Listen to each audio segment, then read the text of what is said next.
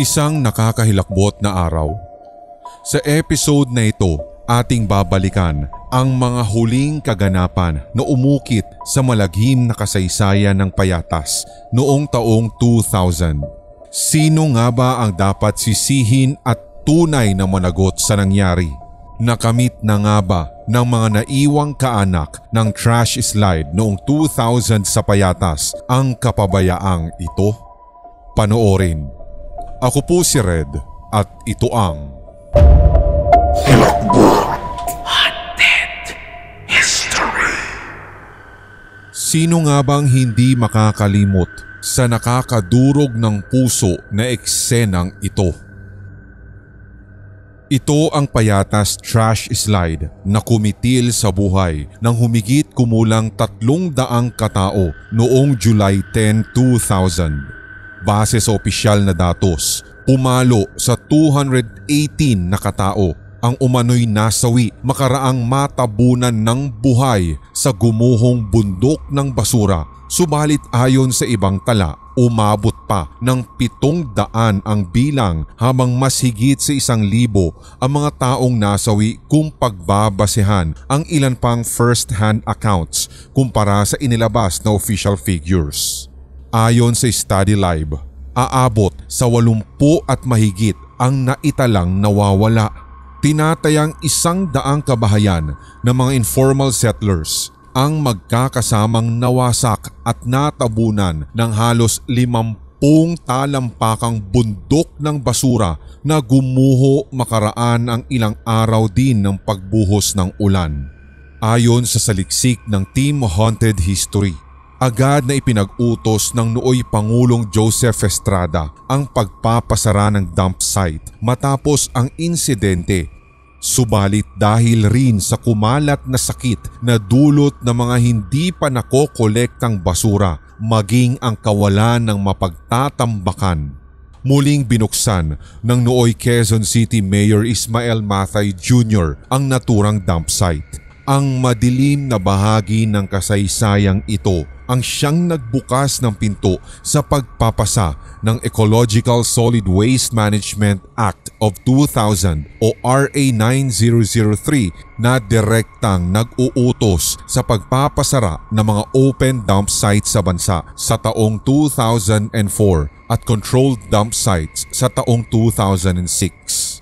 Nang maupo noon ang bagong alkalde na si Feliciano Belmonte Jr., mariin nitong ipinunto na dapat ay maipasara na ang Payatas dump site. Ipinangako din ng lokal na administrasyon ang tamang pangongolekta at pagtatapon ng basura mula sa lungsod. Ayon sa ating source, ni-reconfigure bilang controlled disposal facility ang Payatas Open Dump Site noong 2004 na kung saan ang proyektong ito ay magko-convert sa biogas bilang energy. Muli itong binuksan noong 2022 bilang sanitary landfill at makaraang abutin ang capacity limit noong 2017. Ito ngayon ay idineklarang permanently closed. Ngayon, ang dating bundok ng basura ay napapakinabangan na bilang lugar ng mga bikers. Magkagayunman, hindi maitatago ng bagong bihis nito ang malagim na kaganapan noong taong 2000. Katulad sa mga iba pang trahedyang naganap sa kasaysayan ng ating bansa, kanya-kanyang hugas ng kamay at turo sa kung sino ang dapat sisihin. Sa isang artikulo, sinisisi ng isang organisasyon ang pamahalaang lokal na nakakasakop sa dump site, habang ang iba naman ay ang national government at ang iba pang nakapwesto ng taong iyon. Meron namang naninindigan na dapat ang mga residente maging ang kawalan ng kanilang mga disiplina ang siyang dapat na ituro na may pagkakasala kung bakit nangyari ang trahedya. Paano nga ba naging dump site ang bahaging ito ng Barangay Payatas?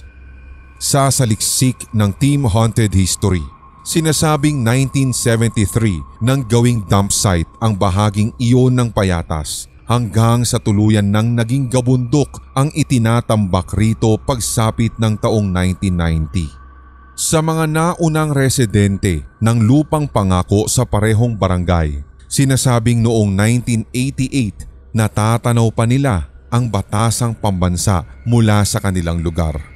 1993 nang ipag-utos ng nooy Pangulong Fidel Ramos ang pagsasara ng Smoky Mountain sa Tondo na siyang nagbunsod upang ang tinatayang 6,000 metric tons ng basura na nakokolekta sa buong Kamaynilaan araw-araw ay itinatambak sa San Mateo Landfill sa Rizal at sa Payatas. Dagdag pa rito, ang naturang closure na ipinataw sa Smoky Mountain ay naging dahilan sa pagbubukas ng iba pang dump site na matatagpuan sa Montalban, Tanza, Navotas at Pier 18. Dahil sa pagtatambak na isinasagawa sa open dump site, naging mitya rin ito ng pagpasok ng maraming sakit dulot ng mga nabubulok na basura maging ang mga nakalalasong kemikal na nanggagaling mismo sa dump site na tiyak na makakaapekto sa respiratory system ng isang individual. Dahil dito, naging pangunahing hanap buhay ng mga residente rito ang pangangalakal ng basura. Dito nagsimulang madungisan ang ngalan ng lugar kung kaya't kapag sinabing Payatas, basura ang unang papasok sa isipan ng kahit sinong mapagtatanungan. Sa isinagawang pag-aaral ng isang Swedish group na VBB via Consulting Engineers na siyang kinomisyon ng DENR noong 1993, lumabas na ang Payatas dump site ay dapat nang ipasara upang maiwasan ang posibleng pagkontamina sa kalapit na Lamesa Dam na siyang main water source ng Kamaynilaan. Ibukod pa ang naitatala at patuloy na lumulubong health-related problems ng mga residente doon. Sa parehong rekomendasyon, nakita ang posibleng garbage slide incident dahil sa naging matarik at maputik na rin ang dump site. Sa pagpasok ng Administrasyong Estrada noong 1998, isa sa mga unang ipinag-utos nito ang pagpapasara sa dump site.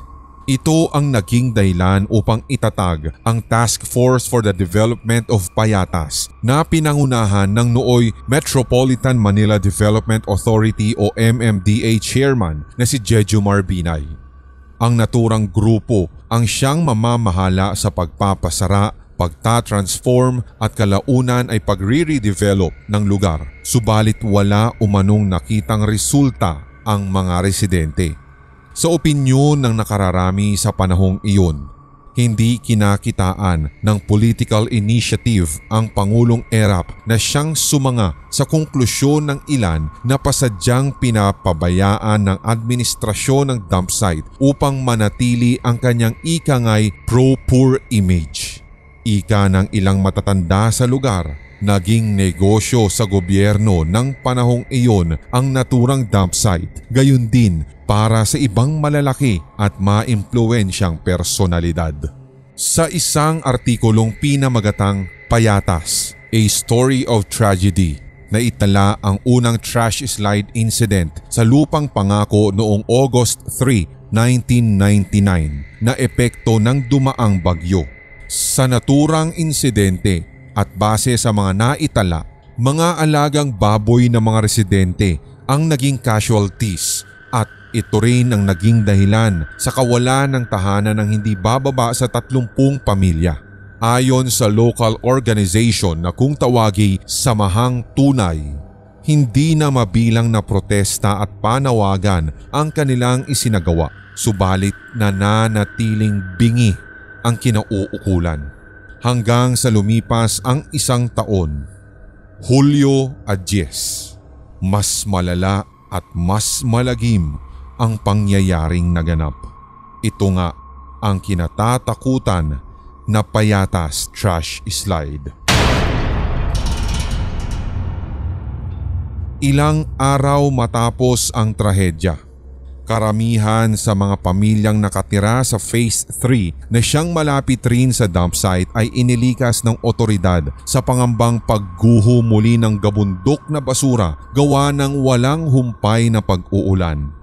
Base sa mga pangunahing pahayagan ng panahong iyon, itinigil ang search and retrieval operations noong July 22 na kung saan umabot sa 63 pa lamang ang naiahong mga bangkay.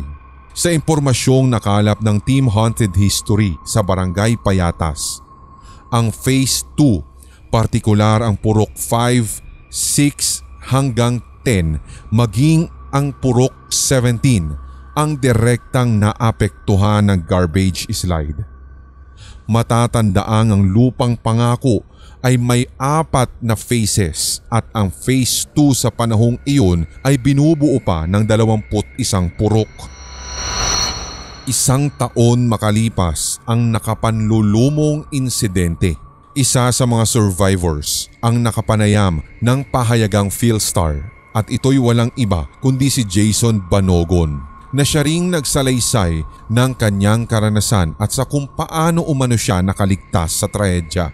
Ayon sa kanya, nasawi ang kanyang mga magulang kasama ang kanyang kapatid na 4 months old pa lamang ng panahong iyon. Wika niya, maaaring kasama din siya sa mga natabunan ng gumuhong bundok ng basura kung hindi siya inutusan ng kanyang ina patungo sa bahay ng kanyang lola at dahil malalim na ang gabi sa kanyang pagbalik sa kanilang tahanan, pinayagan na lamang siya ng ina na doon na muna makitulog sa bahay ng kanyang lola na matatagpuan sa kabilang barangay.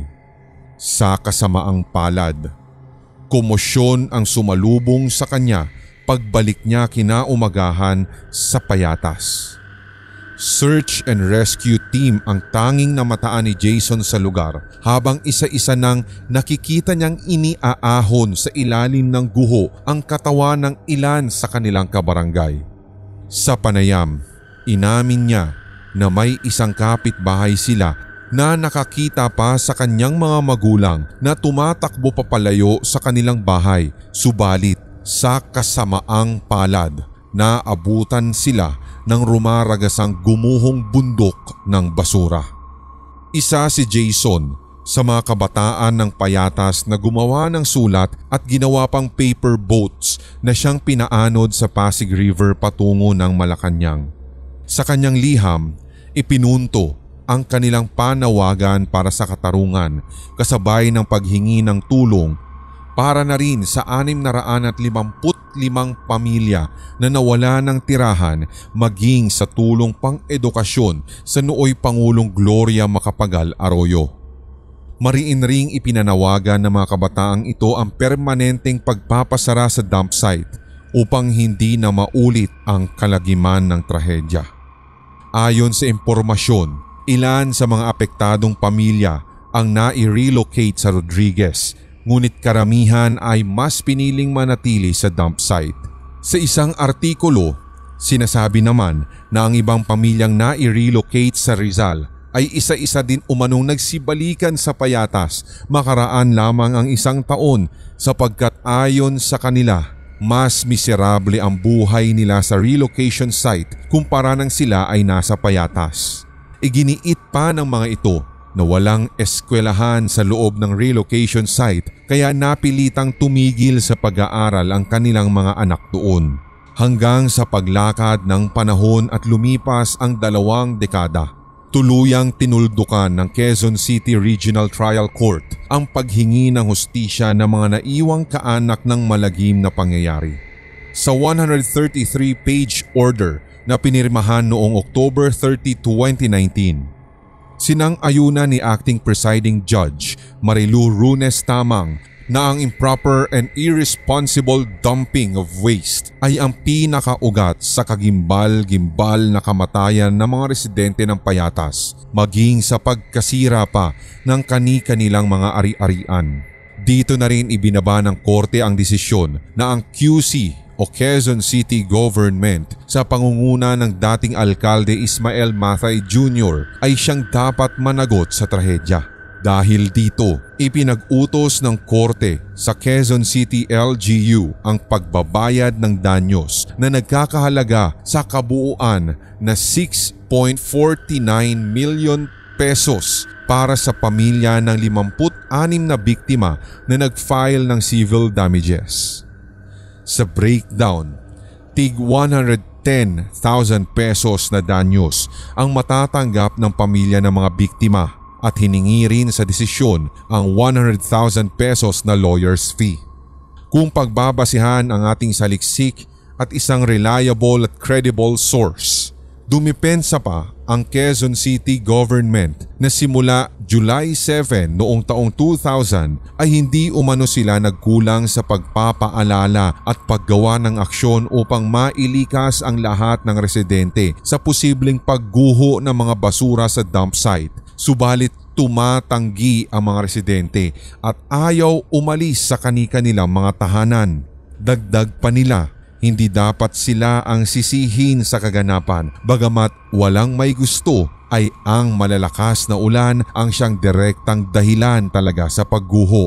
Ang depensang hindi umalis sa mga residente sa kabila ng panawagan ng paglikas ng lokal na gobyerno ay hindi umano sapat upang maibsan ang pananagutan ng city government sa naturang trahedya. Idiniin kasi ng korte na ang pagpapabaya o gross negligence ng city government upang magtambakan na mistulang bundok ang mga basura sa payatas na siyang nasasakupan nito ay sapat upang mauwi sila sa tamang desisyon. Dagdag pa rito, maiiwasan din ang trash slide noong 2000 kung maayos din ang solid waste management sa naturang open dump site.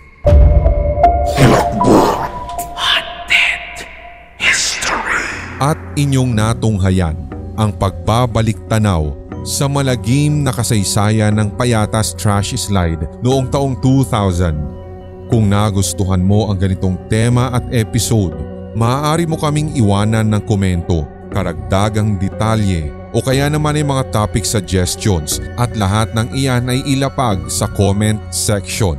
Pindutin din ang subscribe button at ang notification bell para sa mga susunod pang Hilakbot Haunted History.